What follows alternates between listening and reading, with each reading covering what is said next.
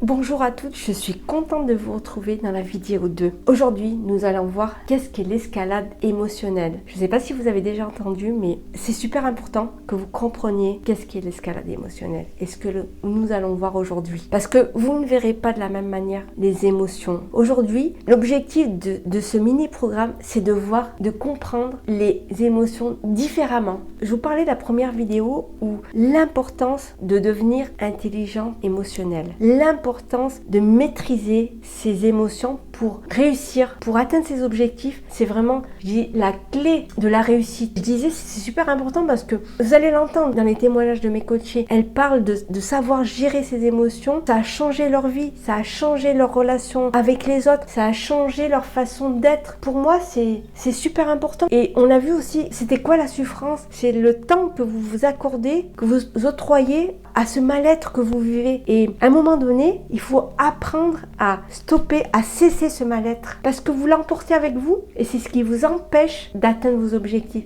qui vous empêche d'être la femme que vous voulez être, qui vous empêche d'aller où vous voulez aller. J'aimerais que vous preniez cette conscience et vous rappelez que l'influence des émotions, elle nous domine, les émotions. Les émotions régissent notre vie. On peut être victime de ces émotions. Et ça, c'est important de le comprendre. Pour réussir, pour atteindre où vous voulez aller, ça, je vous le rappelle, c'est vraiment primordial que vous devez gérer vos émotions. Sans ça, il va y avoir un manque dans votre vie. Et c'est super important. Et c'est pour ça que je vous disais, ce manque-là, il faut le travailler. Je sais que ça demande des efforts.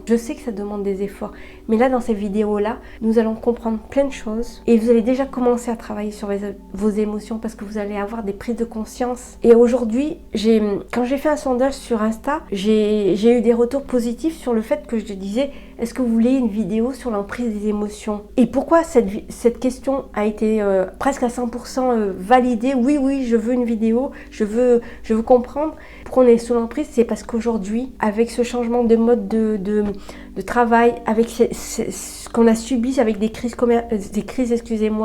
sanitaires, ça nous a chamboulé, ça nous a perturbé. L'inflation, je dirais qu'on n'a jamais été autant sous l'emprise de nos émotions que maintenant. Il est vraiment temps. J'insiste sur le fait de prendre en main vos émotions. Les émotions qui ont tendance à nous flatter, à flatter notre ego, à flatter les preuves qui nous permettent de confirmer nos convictions à ce qu'on croit vraiment vrai aujourd'hui.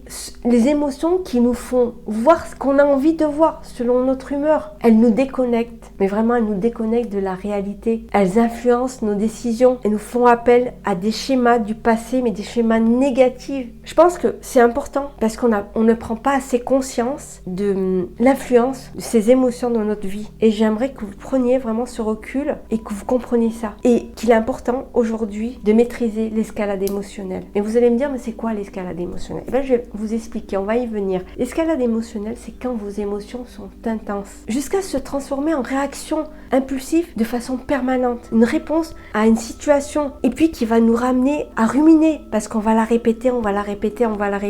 Ça va nous maintenir dans un inconfort, et c'est souvent notre façon de traduire nos émotions, et ça déforme la réalité. Et donc, on va créer un comportement habituel face à une réaction. Donc, l'escalade émotionnelle, c'est ça.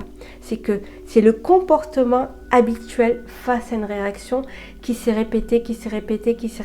Et ça se traduit par des niveaux et ça va nous rendre plus sensibles à des réactions. Quand on va sentir à un moment donné de l'impatience par exemple, de la frustration, c'est quelque chose qui va nous mettre peut-être en colère et qui va nous donner envie d'aller contrôler les autres. Aujourd'hui, je vais vous parler de la colère qu'on peut avoir dans notre vie personnelle ou dans notre vie professionnelle. Les occasions de s'énerver sont assez courantes. Ça peut être, on travaille, on s'énerve contre un client, on est contre un collègue, contre notre patron, on a reçu un mail, on n'est pas contente, contre nos enfants, de façon à ce qu'on ait une réaction spontanée sans qu'on en prenne conscience. Et c'est face à cette situation inconfort. Donc on est en colère, on est face à une situation inconfortable, qu'on va réagir de façon spontanée parce qu'on a tellement pris l'habitude de le faire. Et donc on va transformer cette colère à différents niveaux. Il y a le conflit de la colère, l'agressivité et peut-être même la violence. Un exemple, quand quelqu'un s'énerve, peut finir par exploser. frustré, donc il va s'énerver, il se passe quelque chose à l'intérieur de lui, il y a des mots inadaptés, peut-être des insultes, peut-être des mots violents. Donc il y a une préparation qui s'est faite intérieurement, en amont, dès qu'il a reçu quelque chose qui a fait appel donc à cette colère. Et lui, sa première réaction est de pouvoir répondre de façon spontanée à ce qu'il a reçu. C'est comme s'il y avait une flamme intérieure qui se construisait, qui grandissait, et lui, il va cracher du feu pour cracher son volcan envers cette personne. Donc il y a eu une escalade, la colère en amont, et ces mots qui étaient inadaptés. Ce qu'on va percevoir, nous, c'est vraiment ces mots, son gestuel, ses expressions faciales. Ça va le mettre en explosion. Et donc tout ça a été construit à partir de ses croyances, à partir de ses pensées, à partir de son interprétation, des émotions qu'il a eues, qui a déclenché donc cette colère. L'escalade émotionnelle se traduit et commence par cette évolution. Il y a le conflit, la colère et peut-être la violence. C'est comme si on cherchait à avoir le contrôle sur l'autre. L'idée est vraiment de comprendre ici, maintenant, qu'est-ce qui a déclenché cette colère. Il est essentiel de comprendre les signes qui ont déclenché cette colère et prendre conscience du schéma, de l'évolution de cette colère. Qu'est-ce qui s'est passé? Qu'est-ce que j'ai pensé de cette colère-là? Donc, la première tâche à faire, la première chose à faire est observer vos émotions. À un moment où vous vivez un conflit, vous êtes en désaccord avec quelqu'un, observez vos émotions qui contaminent, qui est venu vraiment déclencher cette colère. Et souvent, c'est des émotions qui nous contaminent quand on prend des décisions, qui viennent perturber. Un exemple, quand on vous demande, par exemple, un chef vous demande de faire un travail, ou je sais pas, votre mari vous demande de lui rendre service, et puis vous êtes pas bien. Tout de suite, donc vous allez réagir de façon peut-être violente, parce que vous n'êtes pas en accord à ce moment-là, et vous n'êtes pas disponible, et ce qu'il vous demande, vous n'êtes pas en état de le faire tout de suite. Donc ça va être votre réaction immédiate. Et c'est là que je vous demande d'observer, quand ça vous arrive, comment vous réagissez. Observez vos émotions. Demandez-vous qu'est-ce que vous vivez. C'est pareil pour la joie.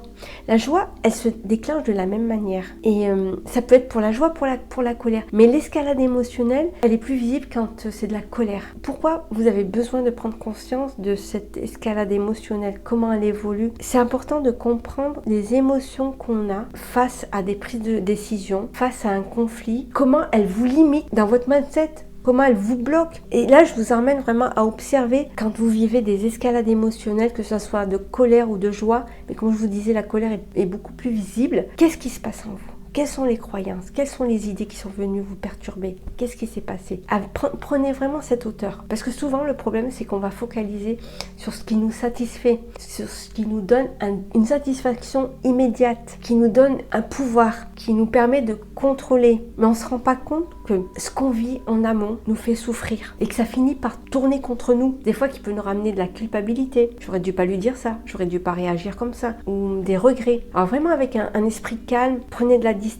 La prise de recul va vous permettre de réagir pour les prochaines fois de façon différente. Si aujourd'hui vous choisissez de laisser libre cours à vos émotions, c'est que vous l'avez choisi. Alors que vous avez le choix aussi de faire autrement. Souvent, on va se dire que ouais, mais c'est pas notre faute, c'est lui qui nous a fait réagir comme ça, c'est de sa faute, il aurait dû me prévenir. C'est une façon de minimiser les choses. Même si on aurait dû être prévenu ou quoi que ce soit, on trouve des excuses. On a d'autres façons de réagir qui peuvent être plus saines pour nous et qui vont être amenées à prendre de la hauteur et à lâcher prise. Et vraiment, la vérité aussi, elle se trouve ailleurs. C'est ce qu'on va voir dans la vidéo 3. Donc, je vous retrouve dans la vidéo 3.